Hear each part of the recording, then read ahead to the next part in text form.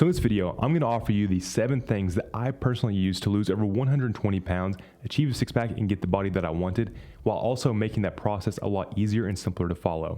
I'm not going to give you anything that's out there or anything that you can't do. This is for everybody in any situation. So wherever you're at in your journey, you can apply these 7 steps in order to lose fat much easier and get that belly fat off your body. The first hack is going to be to eat a big breakfast. Within 1 hour of waking, I want you to have a 30 grams of protein minimum and about 20-30 grams of fat.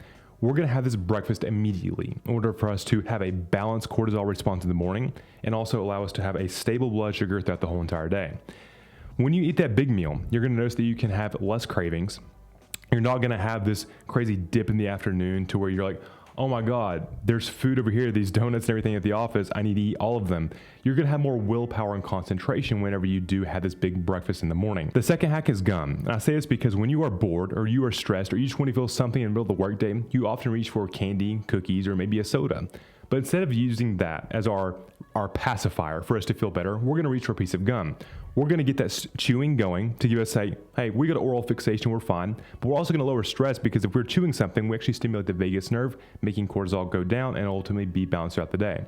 For your gum, you can use a standard sugar-free gum whenever you are at the gas station. You can get a mastic gum, which is like a natural one that's very good for your jawline too. There's a reason why it looks really good. I would always do this whenever I have a meal. So I would eat a meal, and then immediately after the meal, I would use a piece of gum to signal in the habit that, hey, I'm done eating. The third hack is to ensure that you get certain nutrients in your diet in order to boost your prefrontal cortex power. So stay with me.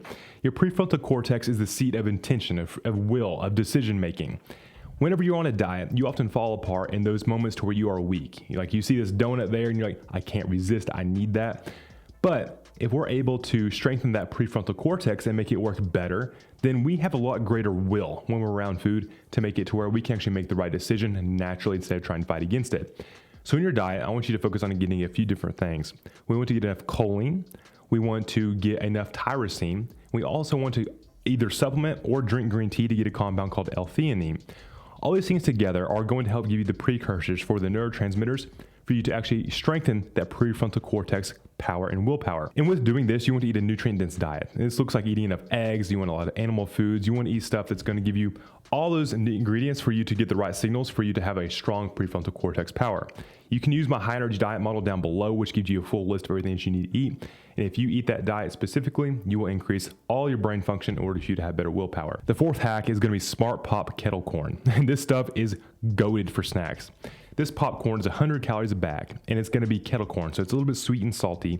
And you are going to have a pretty clean ingredient list in there. I'm pretty particular about the food that I put in myself, but this stuff is actually pretty clean.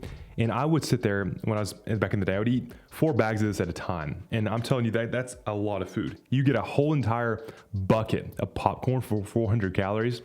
And it's going to be pretty much impossible to overeat because at the end of the day, you're going to be having that high fiber in you. And ultimately, you're going to feel pretty full when you get this done to make it hard to overeat after that. The fifth hack is going to be to remove liquid calories. And this one thing ultimately kickstarted my fat loss.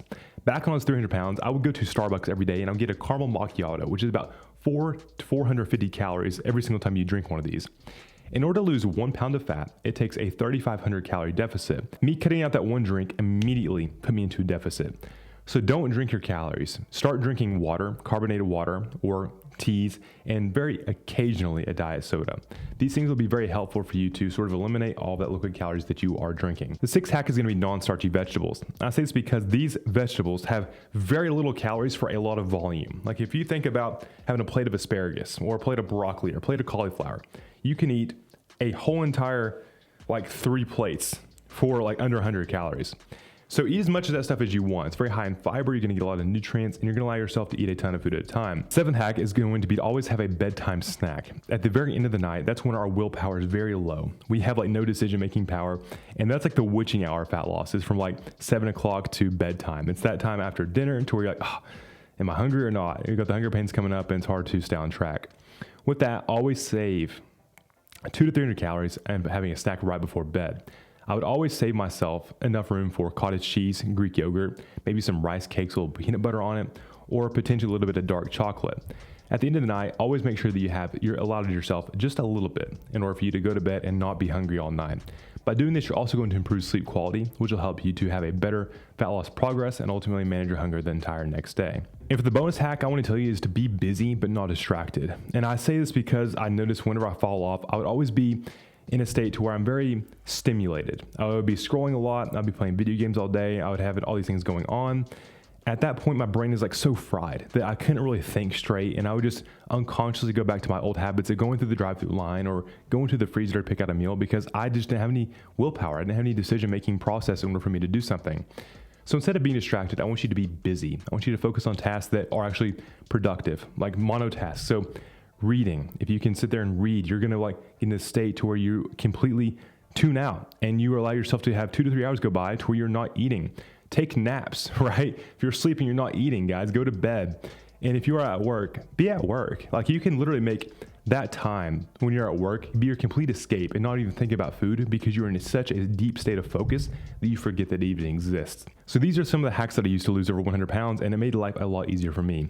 So go ahead, tell me which one's your favorite, or if you have a different hack, put it in the comments down below. Let me know what you are going to do next with all of these. So go ahead and like and subscribe to this video, and I'll see you in the next one.